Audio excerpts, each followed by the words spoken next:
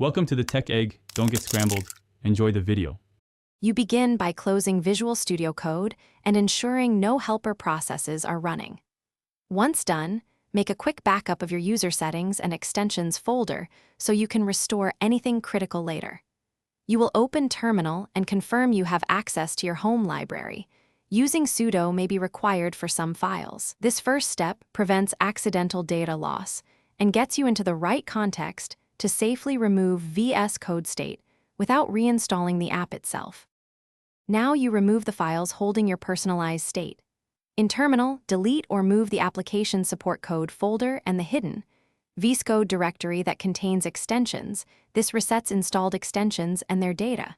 Next, remove the COM, Microsoft, VS Code, Plist preferences file to restore default app settings. Also clear caches under ~library/caches/com, Microsoft, VS Code, and any workspace storage folders. Doing this fully wipes local state, so when you relaunch, VS Code behaves like a fresh install with default settings and no leftover caches.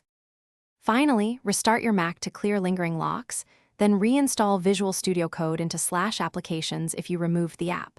When you open it, you should see default settings and an empty extensions list. Make sure settings and key bindings reflect factory values. If something still behaves oddly, check the console app for VS Code errors and verify you removed the correct folders. If needed, selectively restore backed up settings, JSON, or extensions. This lets you recover necessities without reintroducing the original problem. Thanks for watching. Consider subscribing if I helped unscramble your problems.